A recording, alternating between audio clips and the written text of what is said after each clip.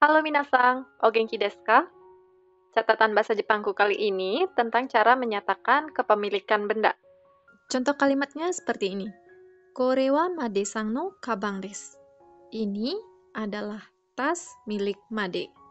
Jadi kita akan bahas bagaimana caranya untuk bertanya dan menginformasikan tentang kepemilikan suatu benda. Pembahasan ini adalah lanjutan dari materi kata tunjuk kore, sore, are.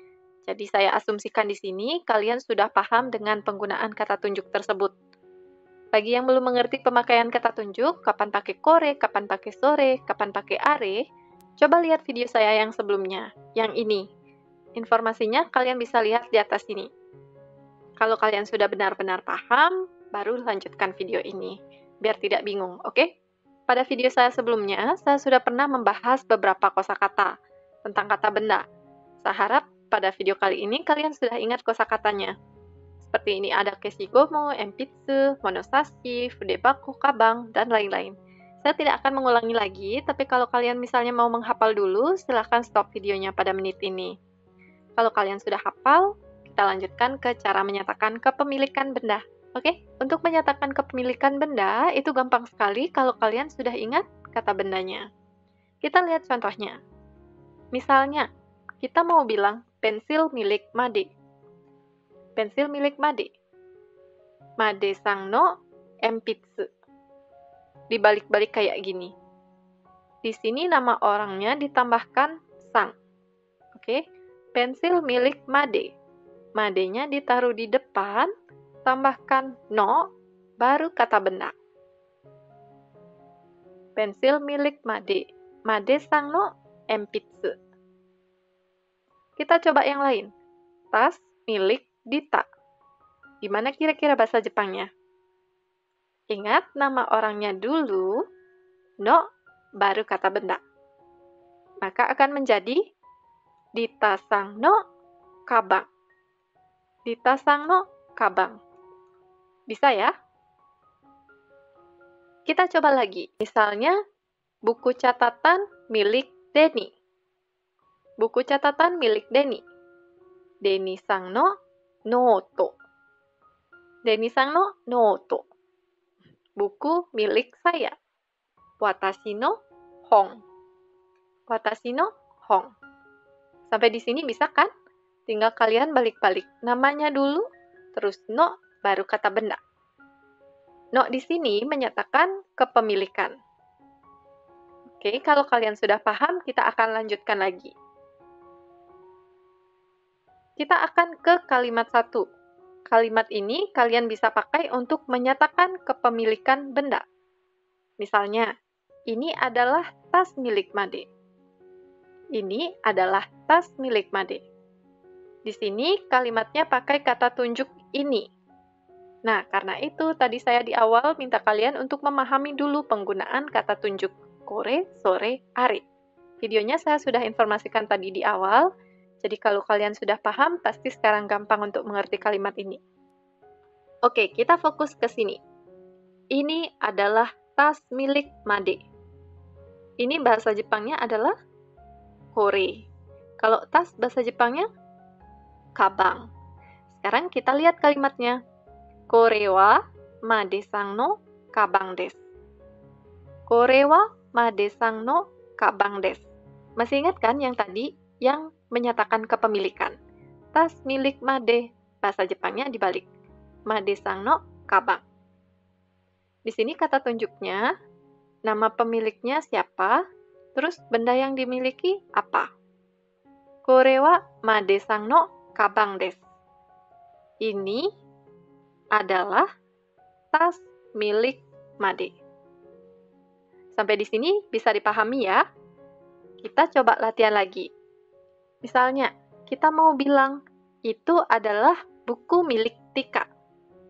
Itunya adalah itu jauh. Kita pakai apa? Kalau kata tunjuknya itu jauh. Hai, kita pakai are. Kalau buku bahasa Jepangnya, hong. Ayo, sekarang kita buat kalimatnya. Taruh kata tunjuknya di sini, nama orangnya di sini, bendanya di sini. Maka menjadi are wa Tika-san no hong desu. Sekali lagi, are wa Tika-san no hong desu. Itu adalah buku milik Tika. Sudah mulai paham? Satu lagi. Itu adalah pensil milik Bobo. Itu adalah pensil milik Bobo. Itu bahasa Jepangnya apa? Sore. Pensil enpitsu. Hai, kalimatnya menjadi sore wa Bobo-san no enpitsu desu. Itu adalah pensil milik Bobo. Nah, gimana minasang? Sudah bisa sampai di sini? Kalau belum, coba deh kalian ulangi lagi videonya sampai menit ini.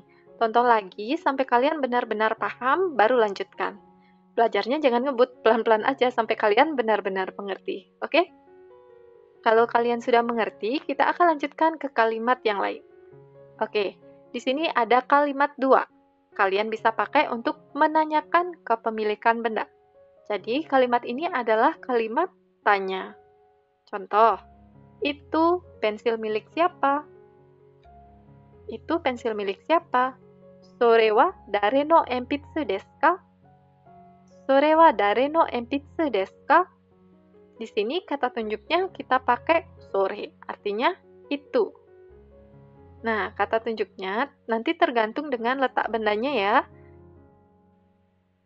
Dare artinya siapa. Enpitsu artinya pensil. Nanti kalian bisa ganti di sini dengan kata benda yang lain. Di sini ada ka. Kalian ucapkan dengan intonasi naik untuk menandakan kalimat tanya. Oke? Coba lagi latihan. Ini tas milik siapa? Oke, sekarang kata tunjuknya adalah ini. Maka kalimatnya, kore wa dare no kabang desu ka? Kore wa dare no kabang desu ka? Ini tas milik siapa? Hai, untuk menjawab pertanyaan kalimat 2 ini, kalian bisa jawab dengan menggunakan pola kalimat 1 yang ini, yang tadi sudah kita bahas. Kalau minasang perhatikan, kalimat 1 dan kalimat 2 ini mirip ya. Triknya begini.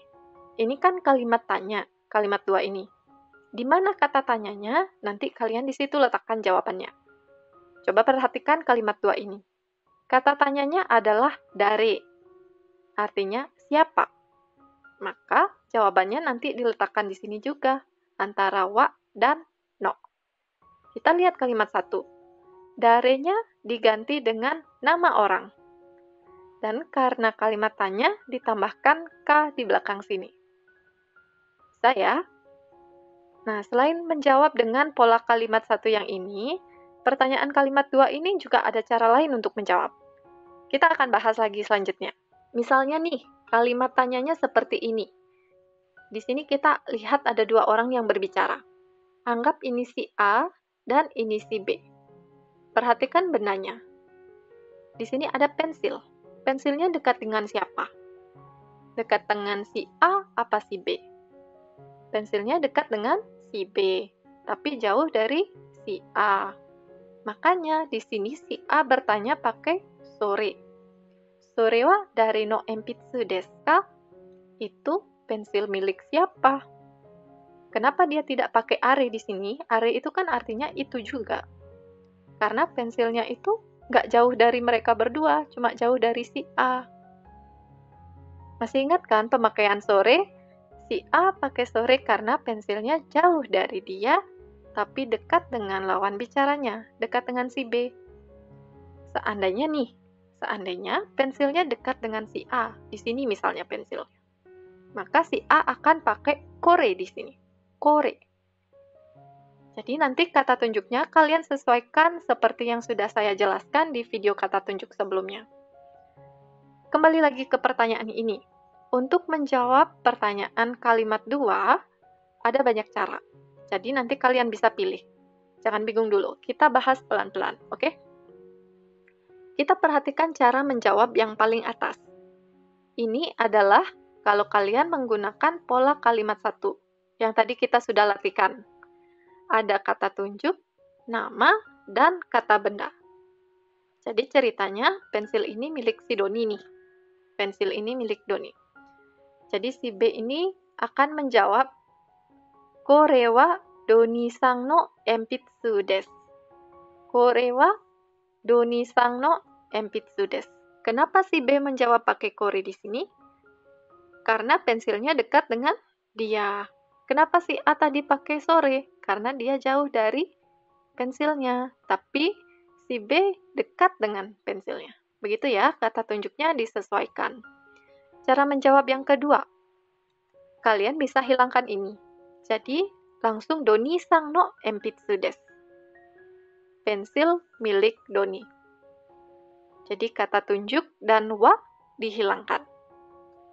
Terus yang terakhir, caranya Doni-san no desu. Doni-san no desu. Ini paling gampang ya. Milik Doni. Gitu aja. Jadi, dia nggak mengulangi kata tunjuk dan juga kata bendanya. Ini kalian bisa pakai kalau bendanya yang ditanya sudah jelas.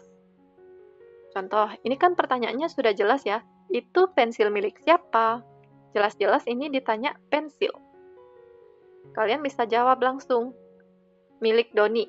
Doni-san no desu. Jadi pertanyaannya sudah jelas menanyakan pensil. Kalian boleh jawab dengan cara ini. Semoga penjelasannya bisa cukup dimengerti. Kalian belajarnya sedikit demi sedikit aja. Pahami satu kalimat, baru lanjutkan ke kalimat lain. Oke? Di sini ada soal yang bisa kalian pakai untuk latihan. Semoga videonya bisa membantu kalian belajar bahasa Jepang. Sampai di sini dulu, kita bertemu lagi di video selanjutnya. Sampai jumpa!